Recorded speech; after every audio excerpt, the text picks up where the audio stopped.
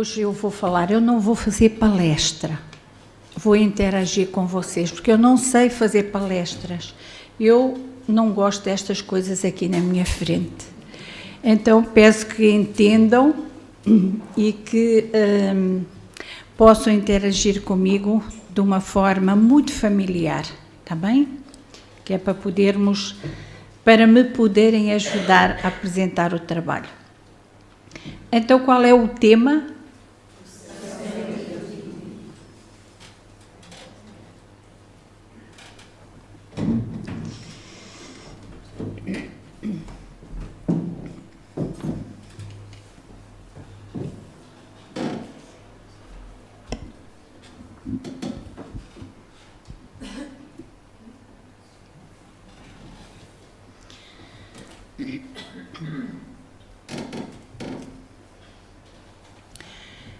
A mediunidade existe desde os tempos mais remotos.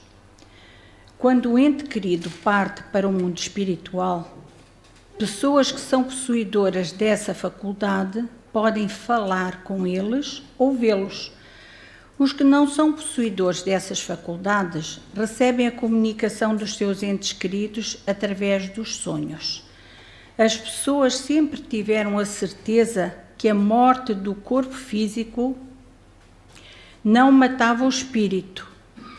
Assim sendo, se o espírito sobrevivia à morte do corpo físico, para onde iria esse espírito? Qual era o lugar para onde iria esse espírito? Vamos lá ver, nós sabemos que todos temos mediunidade, verdade? E todos sabemos que somos espírito. Isso já não é novidade para ninguém. Ou é para alguém? Então, quando o corpo físico já não tem condições de sobreviver, o espírito, o que é que acontece? Liberta-se do corpo e irá para algum lugar. O que é que vocês acham? Vai ou não? Vai. E para que lugar é que irá o espírito? Para onde? Há lugares certos para onde o espírito vai? Não.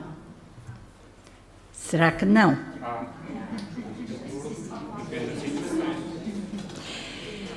Então, o que é que se aprendeu através dos tempos? O que é que as religiões nos ensinaram? E sobretudo, a religião católica, que a maior parte de nós que aqui estamos somos católicos, verdade? Somos ou fomos? Então, o que é que nós aprendemos? Que havia céu e inferno. Aprendemos ou não aprendemos? Pronto. Então, vamos lá ver. Havia o céu e o inferno, que era o destino das almas quando saíam do corpo. Assim sendo, as pessoas más iriam para onde? E as pessoas boas? Para o céu. As que fossem para o inferno ficariam pobrezinhas, a arder para todo o sempre. Era assim ou não era? E as que tivessem sido boas iam para o céu e ficariam de papo para o ar. Não é verdade? Na ociosidade ali todas. O que é que vocês acham? Concordam? Queriam isso para vocês? O que é que seria de nós depois, assim, um dia ou dois ou até 3, certamente até sabia bem. Mas depois de um mês, como é que seria, ó preciosa, como é que seria ficar assim, de pernas para o ar? Agora vamos todos pensar, se o Pai do Céu nos criou e Ele é a forma mais sublime de amor, como é que Ele deixaria os seus filhos a arderem para sempre no inferno?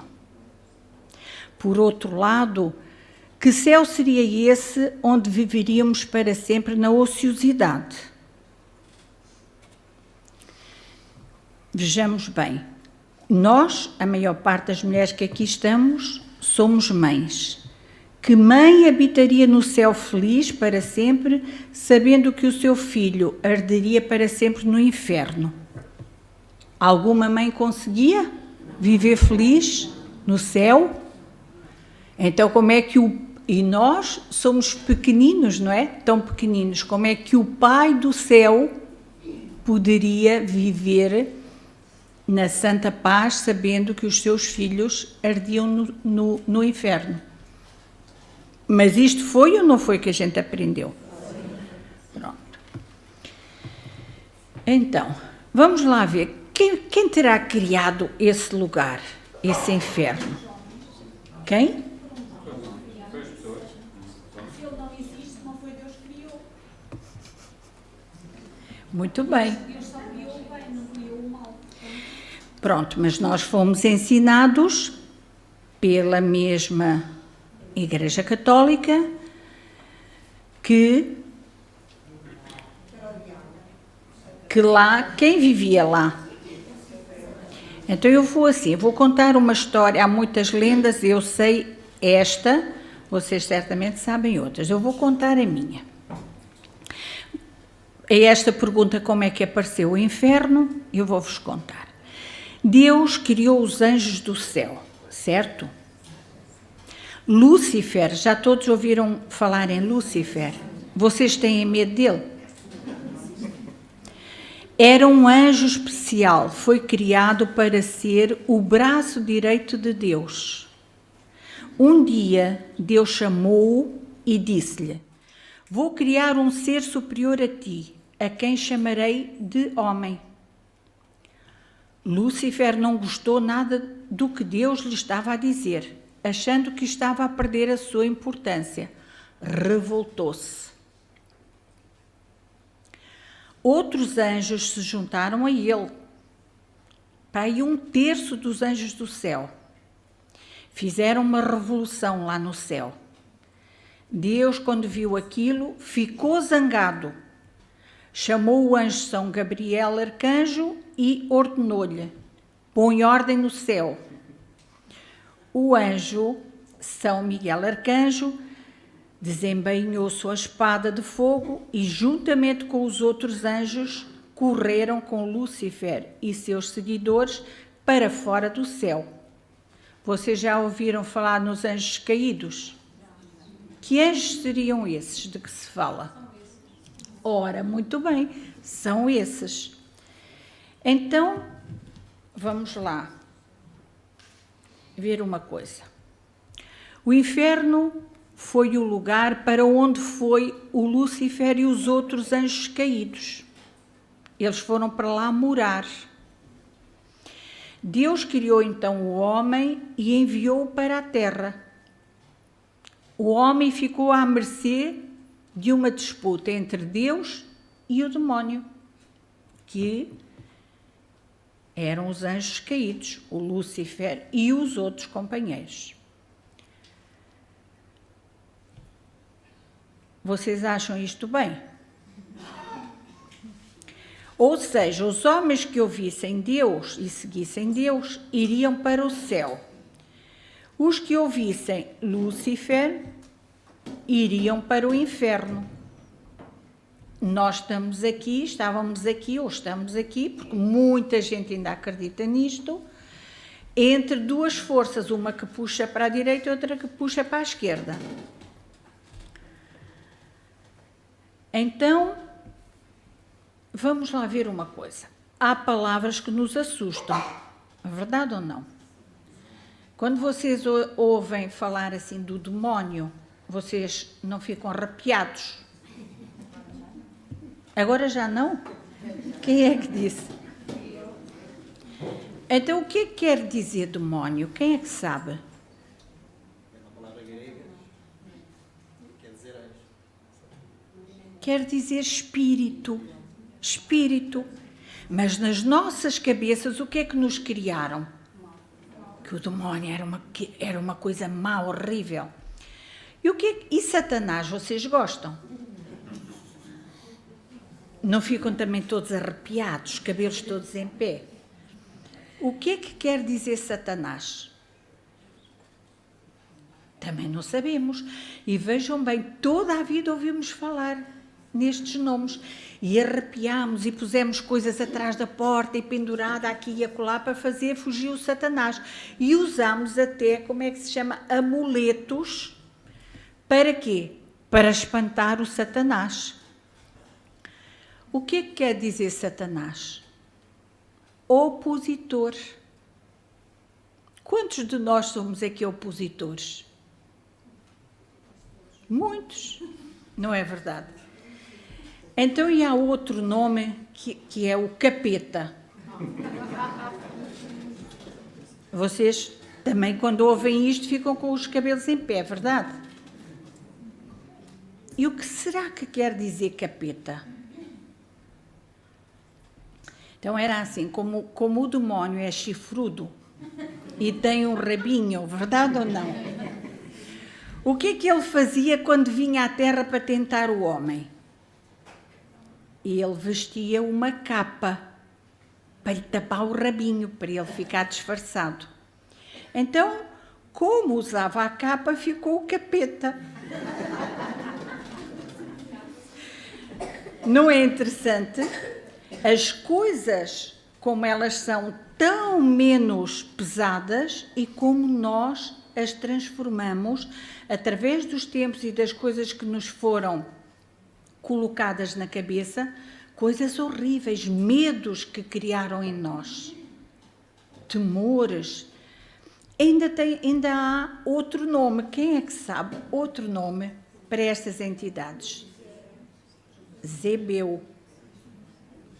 O que é que quer dizer? Senhor das moças. Então vejam bem, como nós somos pessoas influenciáveis e que não nos damos ao trabalho de ir pesquisar, de ir saber. Aceitamos as coisas e caminhamos com duas talas aqui, naquele sentido. Então, eu hoje sou espírita, mas o meu berço espiritual também foi a Igreja Católica. Mas eu não posso deixar de dizer que a Igreja Católica cometeu muitos e muitos erros. Muitos erros, para os quais nós não podemos continuar de olhos fechados. Porquê é que os médiuns são mal vistos pela Igreja Católica? Nos tempos atrasados. E agora também, porque lá está, isso passou até aos tempos de hoje. Porque os médiuns eram as vozes da espiritualidade e vinham trazer muitas coisas que aos senhores padres, à igreja, não interessava, porque eles perdiam a força, o poder sobre as criaturas. Então eles induziam todo este medo para que as pessoas não pudessem pesquisar. Eu lembro-me da Bíblia não poder ser lida por qualquer pessoa. Só determinadas pessoas poderiam ter acesso à Bíblia. Porque nós não poderíamos pensar, raciocinar. Não lhes dava jeito. E dessa forma a Igreja criou todo o poder que ainda hoje tem. Estamos na altura de pensar, de ouvir e raciocinar.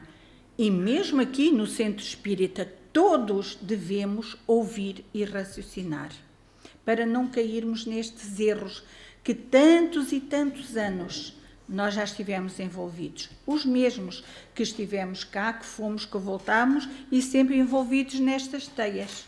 Está na hora de criarmos a luz na nossa consciência, no nosso espírito.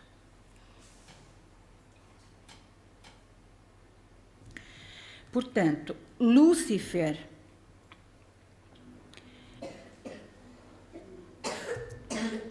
visitava disfarçado aqui a terra e tentava o homem. Eu pergunto, vamos raciocinar sobre isto.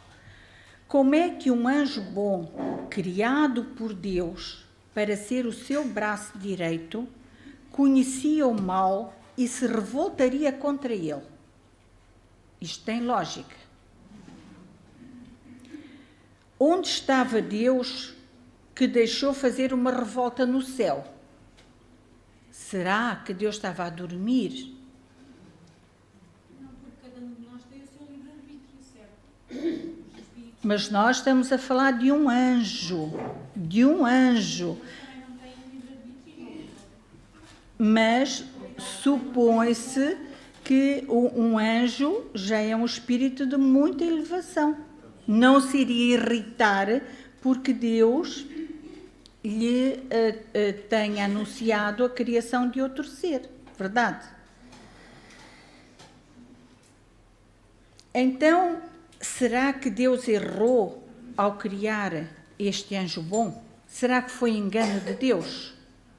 Não. O que se pode concluir daqui é que a história foi muito mal contada, verdade? Pronto. Agora, vamos lá ver outro sítio para onde as almas vão, se forem boas. O céu.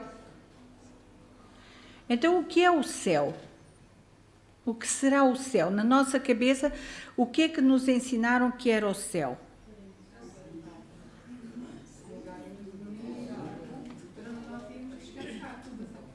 O céu é um lugar cheio de nuvens, muito fofinhas, para onde as pessoas vão dormir, descansar, quando morrem.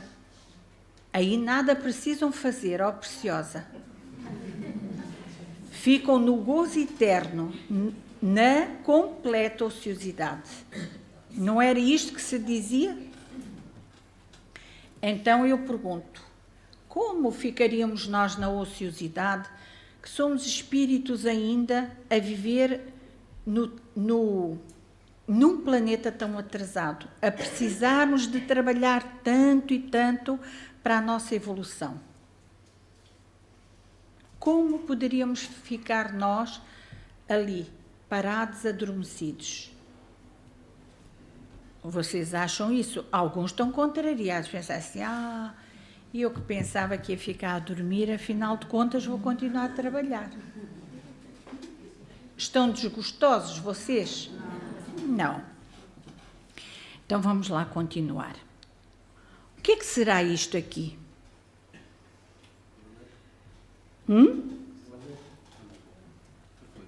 É uma abóbada, assim, e que à qual chamavam firmamento. Era o firmamento. Então, era onde Deus habitava. Deus habitava ali no firmamento. Vocês nunca ouviram dizer isto? Deus separou a parte seca da água, concentrou-a toda no firmamento. Por isso se chama firmamento. E vivia lá. Mas de vez em quando Deus ficava zangado. E quando ficava zangado, o que é que ele fazia? Pegava no martelo, pum, pum, pum, batia no firmamento, rachava o firmamento e o que é que acontecia? Chovia. Quando ele batia com o martelo, eram os trovões e os raios e chovia. Tantas pessoas que têm medo dos trovões e que dizem que é Deus que está zangado. Ainda hoje, nos tempos de hoje. De tal maneira que há pessoas, quando fazem muitos trovões e relâmpagos, vão se enfiar debaixo dos lençóis e tapam a cabeça. Porquê? Pelas coisas horrorosas que ouviram através dos tempos das avós, das bisavós, dos pais e por aí fora. E que nunca foram capazes de desmistificar isto. Como? E rezam a Santa Bárbara. Exatamente. Começam logo a chamar pela Santa Bárbara. São Jerónimo e a Santa Bárbara, é verdade, senhora? Pois, claro que é verdade. Bem, mas entretanto, Deus acalmava-se arrependia-se e lá pegava num bocadinho de solda, soldava os estragos que tinha feito no firmamento, as águas paravam e tudo ficava calmo. Vamos lá ver. Naquela altura, naquele tempo em que se acreditava nisto, as pessoas não sabiam como é que se processava o sistema da chuva. Vocês sabem?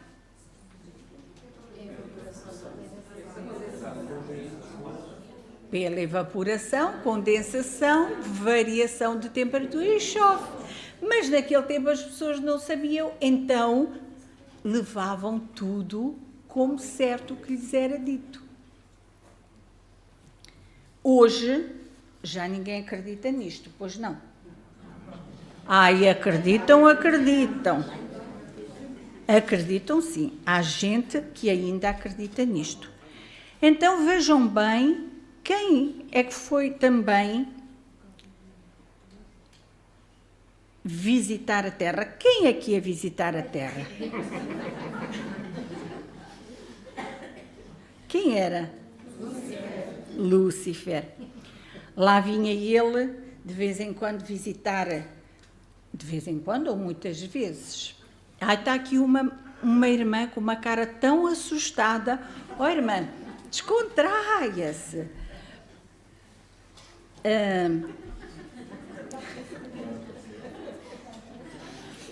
Nós precisamos aprender a falar nestas coisas para descontrair, para tirarmos de dentro de nós os medos que nós criamos e que isso nos atrapalha muito. Fragiliza-nos, porque nós acreditamos em tanta coisa negativa, no demónio, no Satanás, nas bruxarias, nisto e naquilo. Porquê é que nós temos tanta tendência a acreditarmos nestas coisas, em vez de voltarmos o nosso olhar para Deus, para a luz, para o alto, para o bem-fazer, para o amor? Há pessoas que vivem aterrorizadas com estas coisas. Será que nós não estamos na altura de subir na escada? Estamos ou não? Quem será que quer aqui ficar sempre nos últimos degraus? Eu acho que ninguém. Então nós precisamos falar destas coisas para raciocinar e para perdermos os medos, os temores que não têm justificação nenhuma. Agora eu vou perguntar uma coisa. Quem aqui é que é solteiro?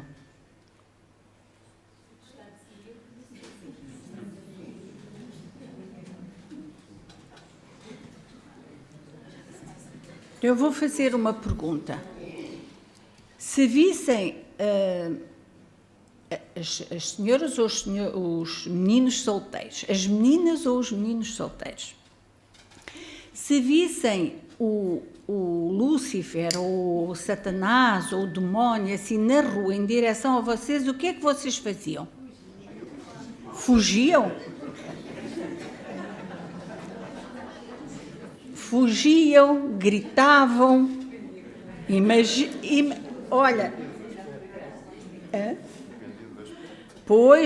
olha, o nosso irmão David diz muito bem, dependia do aspecto.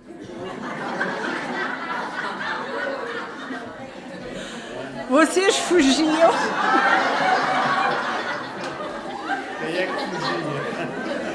Quem é que fugia? Quem é que ia fugir? Quem fugia? Com muito respeito pelos nossos irmãos aqui, isto só foi para exemplificar que às vezes o tal de Satanás é muito bonito, é ou não é? Lindo e maravilhoso. E nós caímos que nem os patinhos. Precisamos prestar atenção. Precisamos estar alerta. Como?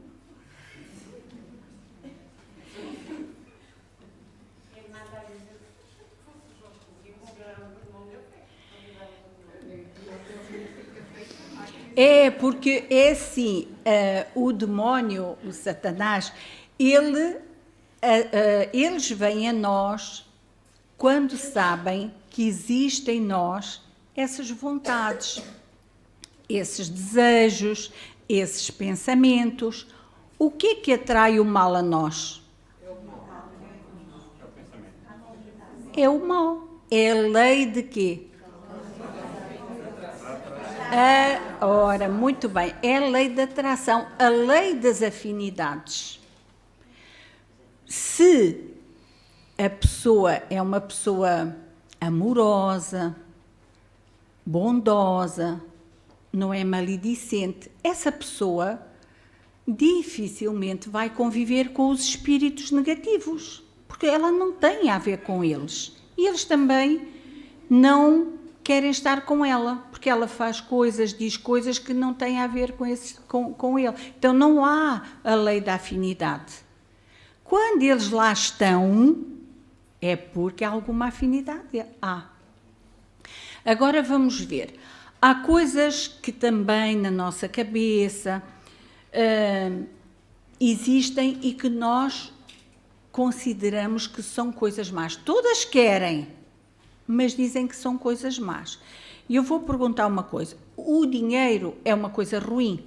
Não.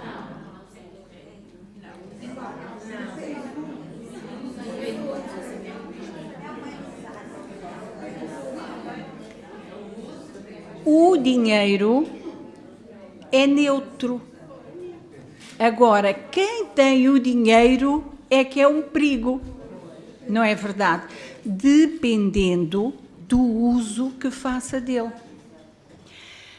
Vocês acham, há pessoas que dizem assim, eu queria que me saísse o Totoloto. Vêm-me dizer assim, irmã Leonor, eu vou jogar no Totoloto, se me sair, eu vou aqui ajudar a instituição.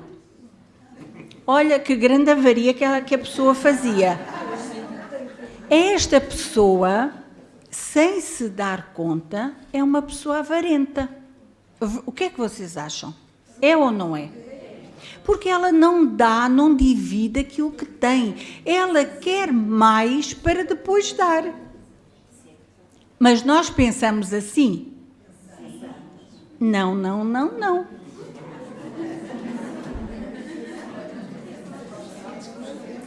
Nós tiramos estes ensinamentos. Não, eu não. Se me saísse o Totoloto, eu dava à instituição. Eu era uma pessoa muito boazinha. Era. Vocês acham? Não. Porque bondade genuína está em, se eu tiver um pão, saber dividir metade para o meu irmão. Agora, se me sair o Totoloto, ou sei lá o quê, e se eu pegar, e depois eu ia contar ali 2 ou 3 notinhas para dar. Então, o dinheiro não é uma coisa má, nem uma coisa boa. É neutro. Quem o possui é que pode ser ou não ruim, dependendo da forma como ele o vai usar. Vocês acham que a prova da riqueza é fácil? Quem é rico é muito feliz. A riqueza não traz felicidade a ninguém. Às vezes é a nossa desgraça. Tantas vezes as pessoas se desgraçam por causa do dinheiro. Mas não é por causa do dinheiro. É por causa de alguma coisa que falta dentro de si. E a gente já lá vai chegar. Então eu vou pedir aqui à nossa irmã Isabel para ler ali assim uma coisinha. Sobre o dinheiro, sobre...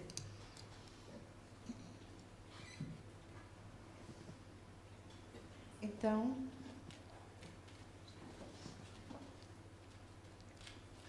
a ganância. A ganância é a arma que não fala e não mata, mas destrói e causa dor àquele que não se afasta. Porque querer por querer é muito o que o ser humano pretende. Mas sem caridade ou dó, nunca ao semelhante atende. O ganancioso não é, nem nunca será feliz.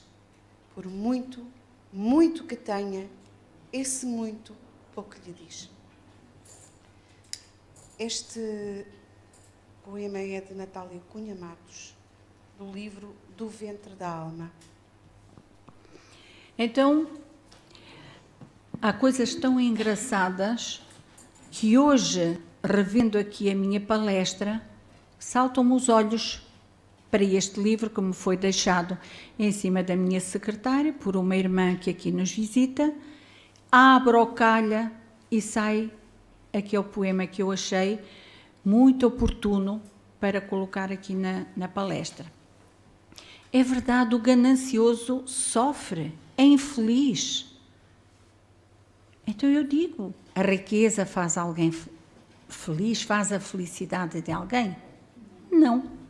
Muitas vezes só complica. E agora, outra coisa que eu vou perguntar. Internet é uma coisa positiva ou negativa?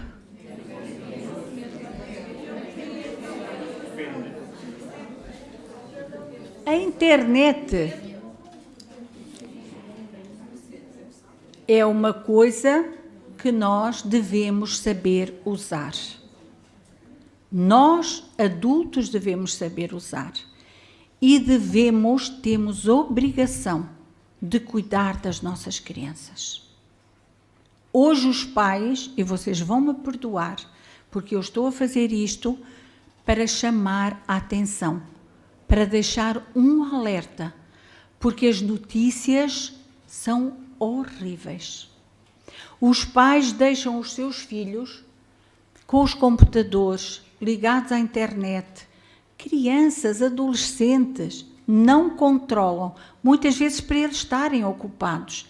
E eles vão visitar os sites mais horríveis, que os levam aonde?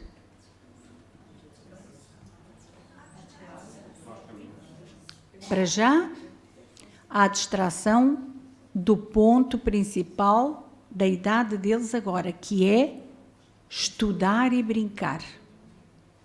Estão ali agarrados àquilo. Por outro lado, eles não têm ainda como se defender, ainda não têm a preparação, a maturidade para se defender. Então são envolvidos por redes.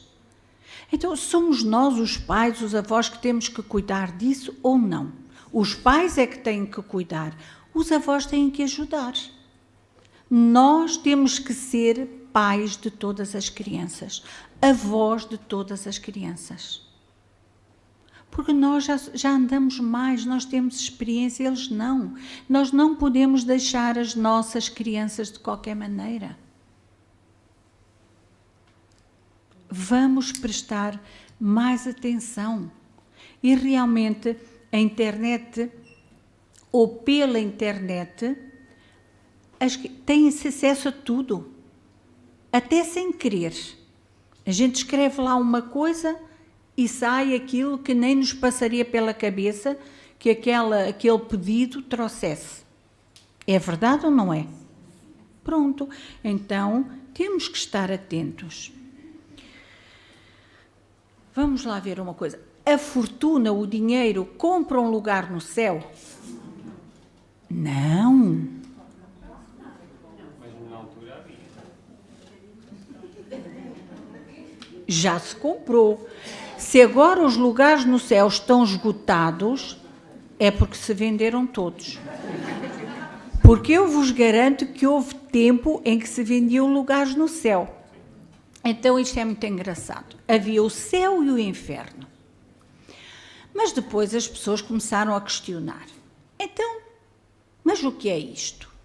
Quer dizer, uma pessoa que cometa um erro enorme, por exemplo, como Hitler, que matou não sei quantos judeus, vai para o inferno. E eu que roubei para comer, vou para o mesmo inferno? Isto não é justo. E fizeram pensar alguém. Ah, tem razão. Vamos arranjar aqui o purgatório. O purgatório, o que era? O que é o purgatório?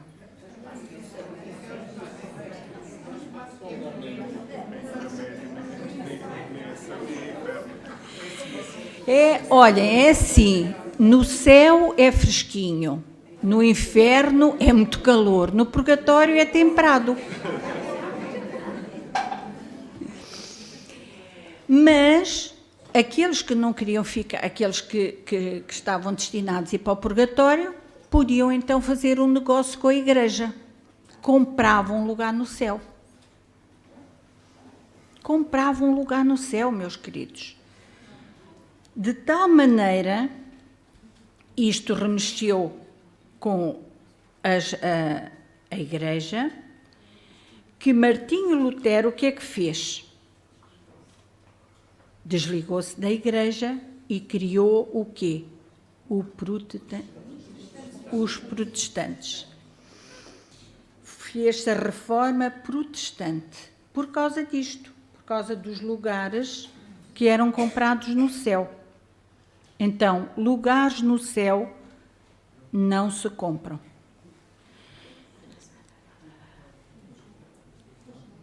Nós dizemos, ai, que absurdo! Que absurdo o que a irmã Leonor está ali a dizer. É, meus queridos? Não é.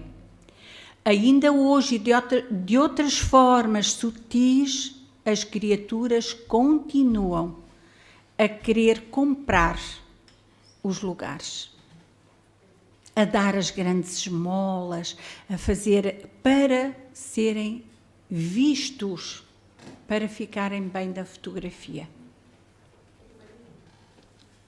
Sim? Sobre isso eu só queria dizer, ainda há pessoas na Igreja Católica que, por exemplo, têm promessas para pagar. Eu já vi isso em aldeias portuguesas e não os pagam. Por exemplo, disse que tinha que subir as escadas da igreja não sei quantas vezes e não conseguiu subir. E depois vai à igreja e um padre governa isso numa quantia, dependendo da promessa. É verdade. E, por exemplo, nos dias tal e tal não se pode comer carne, mas se pagar lá a bula já pode. Então, nós não precisamos pensar nisto tudo. Precisamos. Chega de ignorância. E agora, o sexo é uma coisa má, proibida, vergonhosa? Então,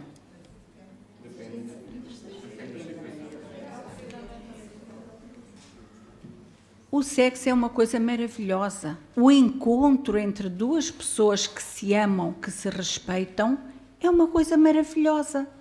Foi Deus. Foi Deus. Não foi? Pronto. Então, através do sexo, nós podemos ser procriadores de Deus. Verdade? Sendo o quê? Pais. Dando a oportunidade aos espíritos de virem reencarnar e de sermos nós os responsáveis. Vejam que coisa linda! O amor aqui a movimentar-se, como pais encaminharmos pela vida uma criança, como avós encaminharmos os nossos netos, ajudarmos. Não somos nós avós que devemos encaminhar, nós estamos para ajudar. Mas é uma coisa muito bonita. Porém, lá está a criatura, sempre a cometer os equívocos, sempre a cometer e a fazer as coisas de forma negativa, usando o sexo de uma forma desrespeitosa. E por quem? Por si próprio e pelos outros. Isto é o amor? Não é. É respeito? Não é.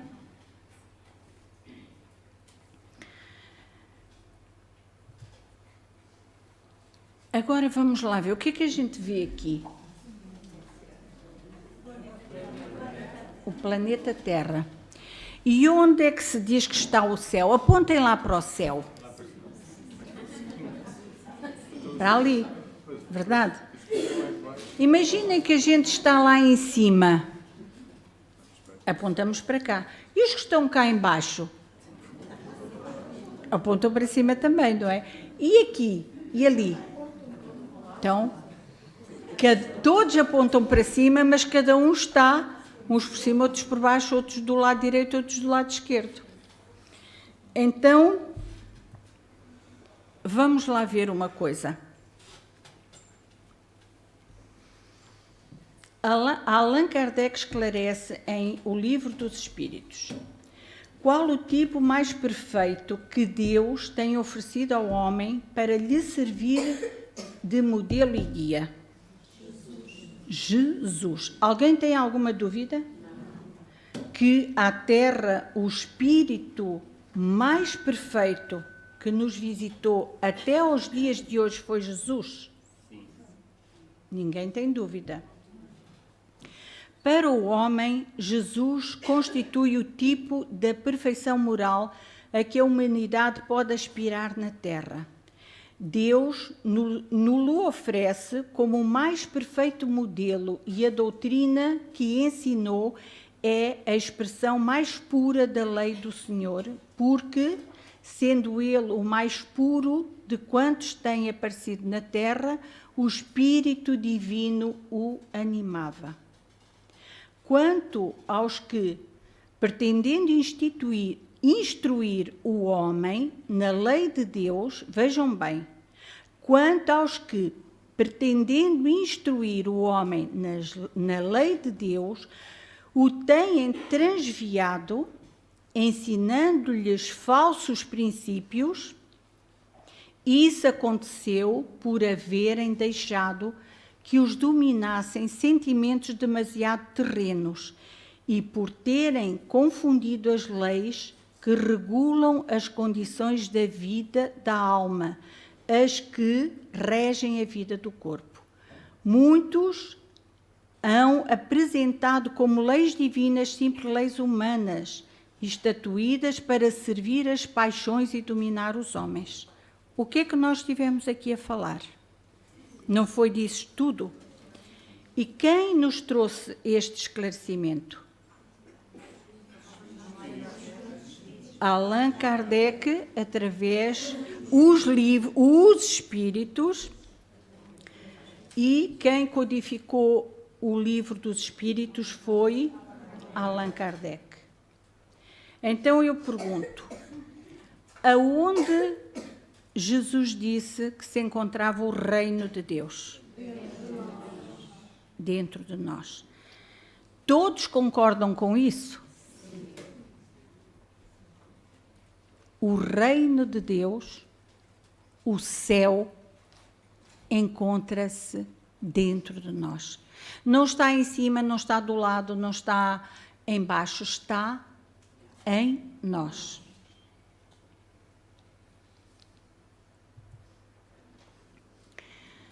A ideia da partida de Jesus causou nos discípulos tristeza, sentindo-se eles mesmo amedrontados e derrotados. Porém, Jesus garantiu-lhes que a sua partida não era um abandono, mas sim por consideração a eles, para que ele pudesse ir preparar um lugar para eles com o seu Pai. Eles estariam separados por um tempo, para então estarem juntos para sempre, disse Jesus. A ideia de que o lugar que Jesus promete preparar para seus discípulos começa nesta vida. Não é sem mérito.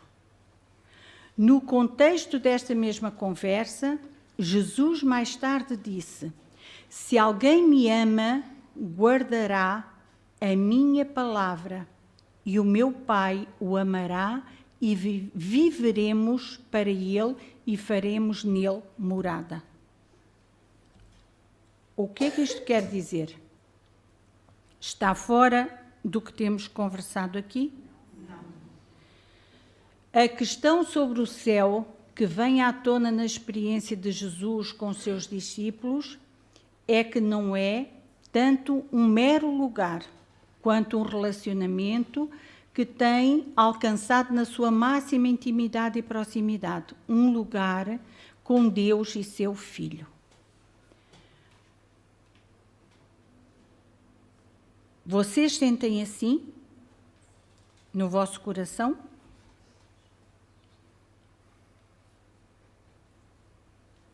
Como se tem apropriadamente observado, não é no céu que se encontra Deus, mas em Deus que encontramos o céu. O que é que isto quer dizer? Eu achei isto tão lindo, achei esta frase tão linda.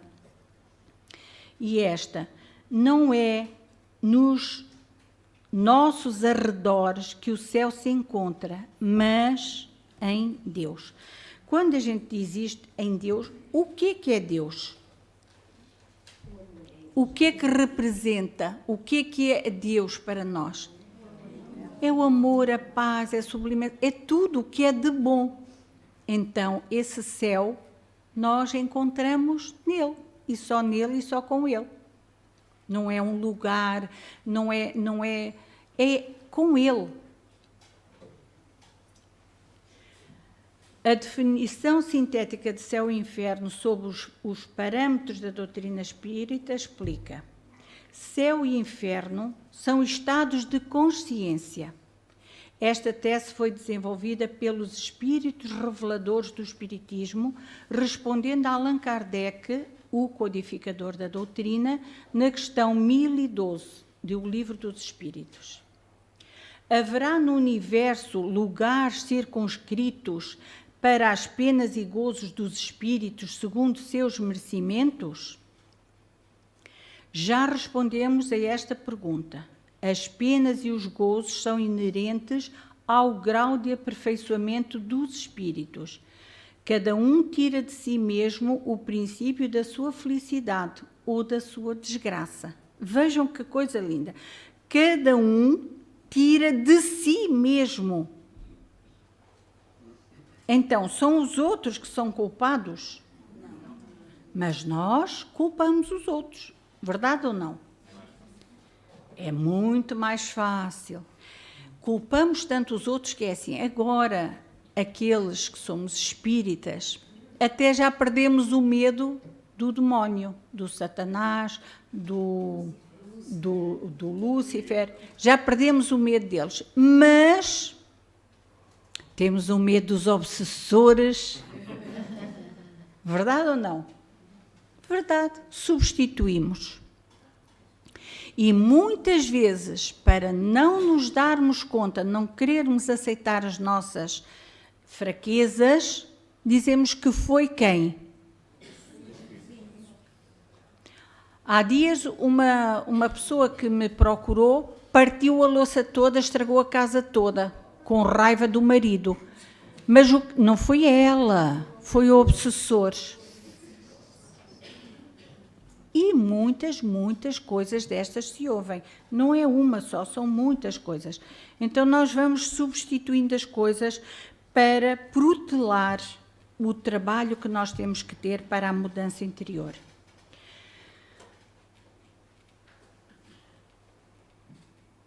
Onde é que eu ia?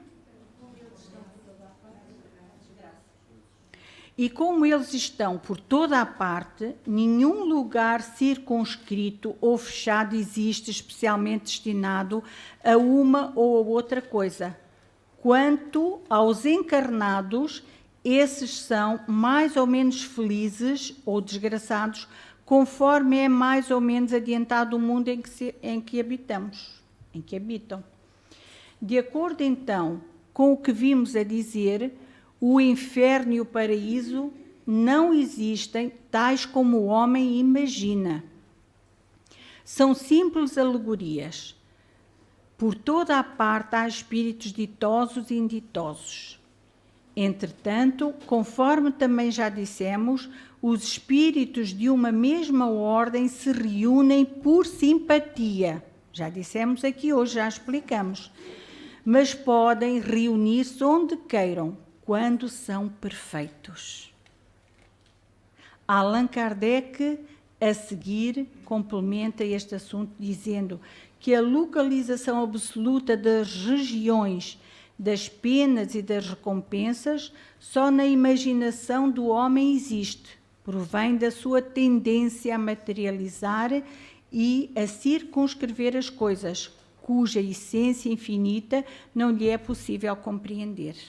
Então, quando nós só alcançamos determinada coisa, a nossa visão é até ali. Nós não temos como compreender além daquilo. Daí, nós não termos autoridade para fazermos julgamentos sobre algumas coisas. Há uma coisa que existe nas Escrituras que se chama consciência. Há outra coisa que é o património de cada um. Cada pessoa, cada um de nós tem um património. Tem. O património de cada um de nós, os patrimónios são todos iguais? Não. É de acordo com o trabalho, o desenvolvimento, o crescimento, a evolução que cada um de nós faz. E, de pessoa para pessoa, variam as coisas. Por exemplo, aquilo que possa ser admitido aqui no nosso irmão David, pode já não ser admitido em mim. Aquilo que me parece uma coisa estranha, impossível de eu a fazer, eu preciso ter caridade, amor e respeito, porque para aquele outro meu irmão ainda é possível ele fazer. Então eu não devo julgar, devo ajudar. Ajudar. Não é quem está um degrau acima que tem que vir buscar quem está um degrau abaixo, ou é ao contrário? Não é quem está mais adiante que tem que ajudar quem está cá mais em baixo? Então,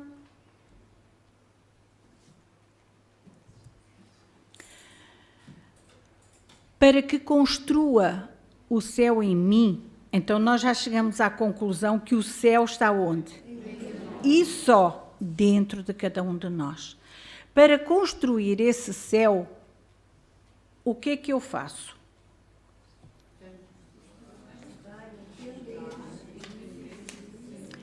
Preciso estudar, porque sem conhecimento eu ando às cegas, tal como já andei, acreditando naquelas histórias que a gente já falou aqui. Porquê que eu peguei naquilo tudo? Para agora, aqui mais à frente, nós termos consciência do caminho que a gente já passou, percorreu, de olhos fechados. Então, nós precisamos estudar para não continuarmos a ser enganados. Depois de estudar, a gente tem que entender as coisas, porque às vezes a gente lê, mas não entende. Precisamos entender. Há pessoas que, eu digo assim às vezes, vêm ao estudo e elas dizem, eu estudo em casa, eu vou para a internet, estudo. Eu acredito, mas vocês acham que este estudo é o melhor? Não é. Porquê? Porque eu vou estudar e vou entender segundo a minha evolução. Se eu estiver a estudar num grupo, há o diálogo, há a conversa, há o despertamento de coisas e para coisas que eu sozinha com certeza não atingiria. Então, o estudo em conjunto é muito, muito importante. Depois de estudar e entender, eu vou sentir as coisas. A partir daqui, eu já tomo decisões mais acertadas, mais corretas. E vou-me, então, dedicar a quê? Ao trabalho. Aqui está feita a tomada de consciência. Aqui iluminou-se o meu espírito. Aqui eu operei já a mudança em mim, porque depois de eu fazer tudo isto, a minha atitude pode ser a mesma que era antes? É impossível.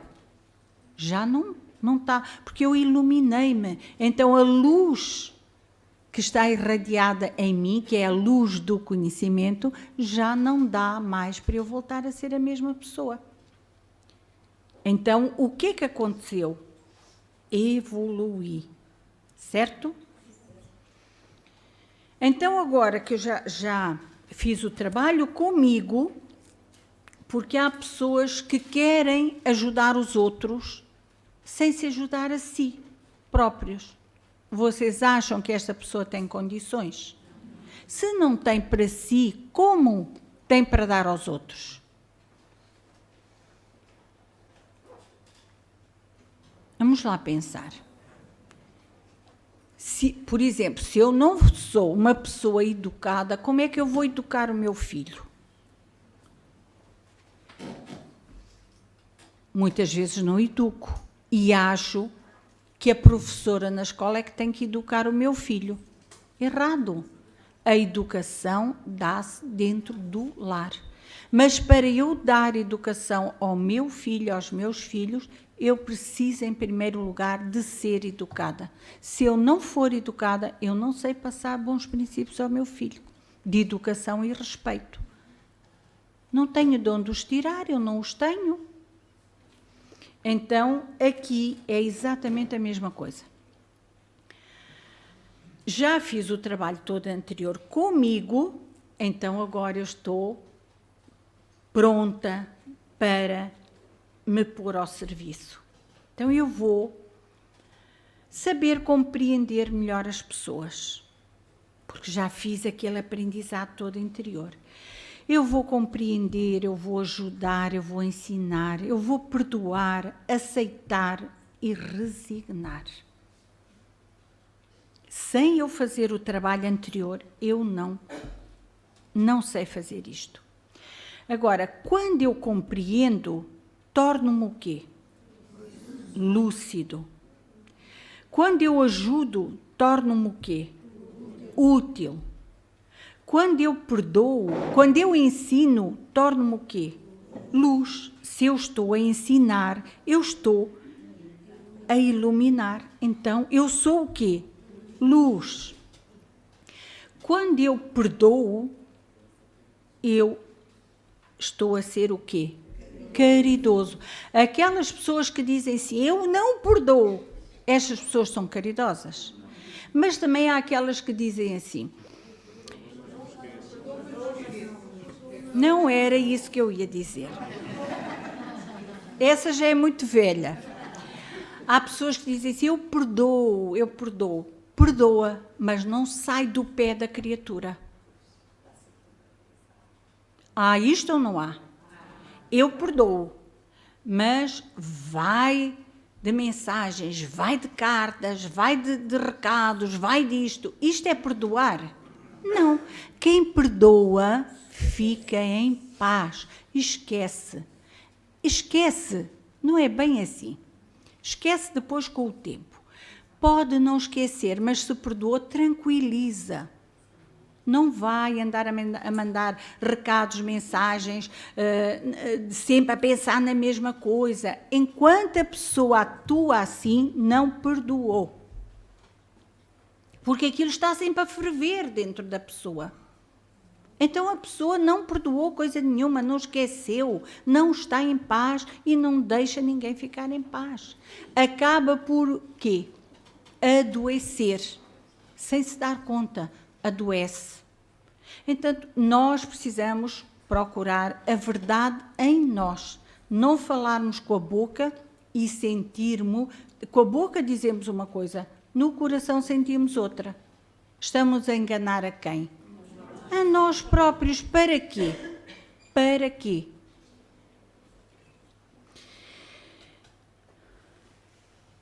Então, aceitando as coisas, nós começamos a trabalhar a nossa humildade.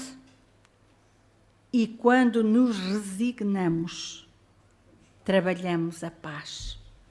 A paz, que é tão desejada por todas as pessoas.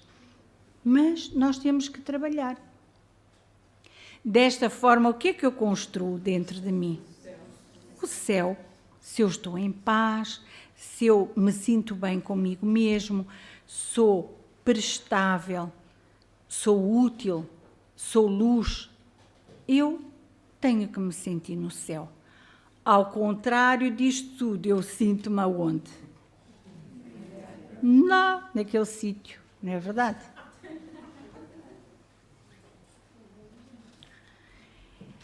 Então, meus irmãos, vamos aqui tirar a conclusão disto. Eu escrevi aqui a conclusão e diria assim: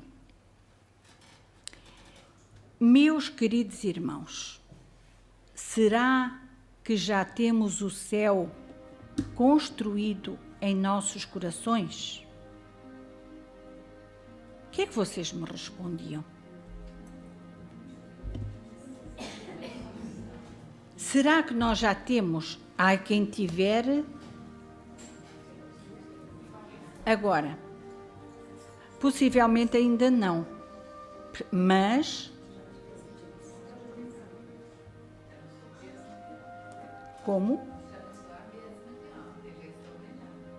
Ora, pois, desde que a nossa proposta seja cada dia fazer um pouquinho melhor, nós estamos a construí-lo. Então eu faria esta pergunta, claro, possivelmente ainda não, porém está ao nosso dispor na nossa doutrina espírita todo o material de construção desse recanto que nos fará viver em Deus para sempre. Verdade ou não que a nossa doutrina é a bússola certa? Quem estuda a doutrina espírita não encontra os caminhos certinhos. Esse céu que se constrói, não em outro lado, mas em nossos próprios corações, paulatinamente. Ninguém constrói rapidamente. Paulatinamente. Trabalhando, aprendendo nas diversas oportunidades que nos são oferecidas no tempo, que viemos aqui na Terra, no nosso planeta de provas e expiações. Aonde é que nos é destinado trabalhar para construir esse céu? Aqui, no planeta. Então, devemos ser agradecidos pela oportunidade de estar aqui. Jesus nos veio dar as primeiras lições. Veio abrir nossos olhos, desbravar as florestas. Veio exemplificar a forma de podermos ser herdeiros do céu. Mas, imersos que estamos em nossa ignorância, na nossa cegueira, ainda tão somente ligados às formas materiais, não alcançamos as maravilhas do Pai. Definimos céu como um lugar material, embora lindo, onde os anjos tocam harpa, onde nada teríamos para fazer, apenas gozo e ociosidade, esquecendo-nos de que o Pai trabalha até hoje. E está chegado o momento de sentirmos que céu ou inferno são estados de alma. Trabalhados por nós próprios. Ninguém os cria, somos nós próprios que os trabalhamos.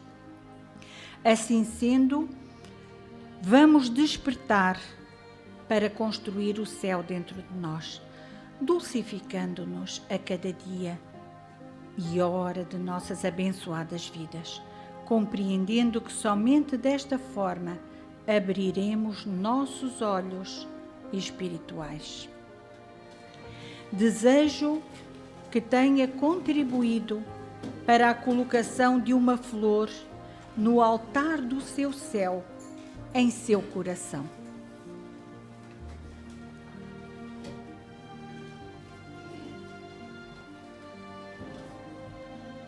Um bocadinho mais alto. Rogamos a nosso Pai querido, a seu suave e terno coração, que nos visite nesta hora, abençoando nossos pensamentos, que eles sejam direcionados na tomada de consciência, no trabalho de nossa evolução.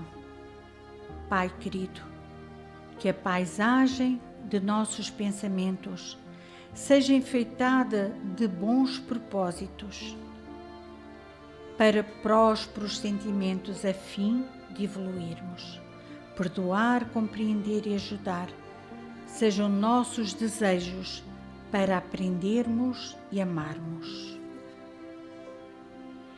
Deus, nosso Pai, que tendes poder e bondade, dai a força àquele que passa pela provação. Dai a luz àquele que procura a verdade. Ponde no coração do homem a compaixão e a caridade. Deus, dai ao viajor a estrela guia, ao aflito a consolação, ao doente o repouso. Pai, dai ao culpado o arrependimento, ao espírito a verdade, à criança o guia, ao órfão o Pai. Senhor, que vossa bondade se estenda sobre tudo o que criaste. Piedade, Senhor, para aqueles que vos não conhecem e esperança para aqueles que sofrem. Que a vossa bondade permita aos Espíritos Consoladores derramarem por toda a parte a paz, a esperança e a fé. Deus, um raio, uma faísca do vosso amor pode abrasar a terra. Deixai-nos beber na fonte dessa bondade fecunda e infinita, e todas as lágrimas secarão, todas as dores se acalmarão. Um só coração, um só pensamento subirá até vós, como um grito de reconhecimento e de amor. Como Moisés sobre a montanha, nós vos esperamos com os braços abertos, ó bondade, ó beleza, ó perfeição. E queremos de algum modo alcançar a vossa misericórdia. Deus, dai-nos a força de ajudar o progresso, a fim de subirmos até vós.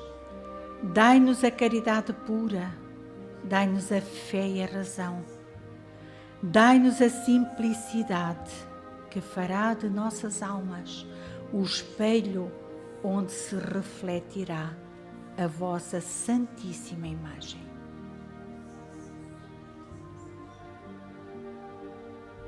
Que nesta hora a bondade de nosso Pai nos visite, que essa energia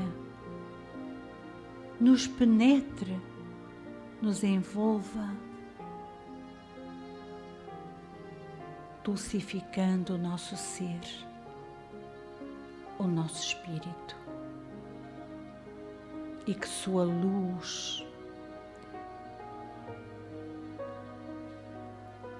nos ilumine a consciência, a fim de que possamos compreender para nos direcionarmos. Jesus, Tu que nos conduzes ao Pai, acerca-te de nós, abençoa todos quantos aqui nos encontramos. Abençoa também nossas famílias, nossos lares. Abençoa todos aqueles que pedem ajuda a esta casa. Que todos eles, onde quer que se encontrem, recebam nesta hora o céu em sua alma. Abençoa, Jesus querido, a nossa água, aquela que ao tomarmos será o remédio do nosso corpo e também do nosso espírito. Jesus querido, envolve-nos e guarda-nos em teu coração. Que assim seja.